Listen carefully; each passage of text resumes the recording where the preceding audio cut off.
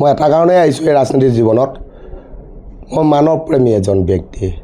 সমাজ সেৱাই মোৰ জীৱনৰ প্ৰথম লক্ষ্য আৰু সেইকাৰণে এজন ৰাজনীতিবিদেহে সকলো ধৰণৰ নাগৰিকক সহায় কৰিব পাৰে আৰু সেইকাৰণে মই মানুহক জনসাধাৰণক সহায় কৰিম বুলি আগুৱাই আহিছোঁ আৰু ৰহা সমষ্টিৰ পৰা এইবাৰ আম আদমি দলৰ পৰা মই কেণ্ডিডেট আৰু ৰহাবাসীৰ ৰাইজে আশীৰ্বাদত যদি মোক বিধানসভালৈ মোক নিৰ্বাচিত কৰি পঠিয়ায় তেনে নিশ্চয় 100% ৰহাবাসী ৰাইজক প্ৰতিশ্ৰুতি দিছোঁ ৰহা উন্নয়ন কৰিম, ৰহাবাসী ৰাইজক সেৱা কৰিম। সকলোবোৰ মানুহৰ চিন্তা ভাৱনাবোৰ বেলেগ। আজি আঁচনিয়ে মানুহক এখন দেশ বা এটা সমষ্টি এখন ঘৰ উন্নয়ন কৰিব নোৱাৰে।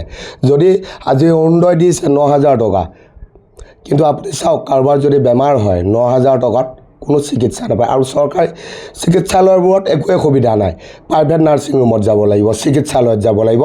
তাত হয়তো 9,000ৰ ঠাইত 9 লাখ দিলেও হয়তো সেইটো চিকিৎসা ৰোগী বেমাৰীজনে নাপায়। মোৰ মূল প্ৰতিদ্বন্দ্বিতা বুলি ক'বলৈ গ'লে তিনিওগৰাকীয়ে মোৰ মূল প্ৰতিদ্বন্দ্বিতা, UDF, কংগ্ৰেছ আৰু BJP।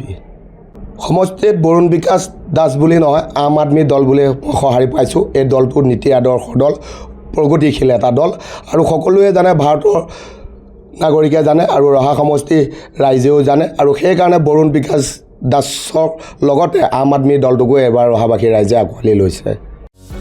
যিকোনো খবৰৰ বাবে যোগাযোগ কৰক আমাৰ এই নম্বৰত 9181 307 221।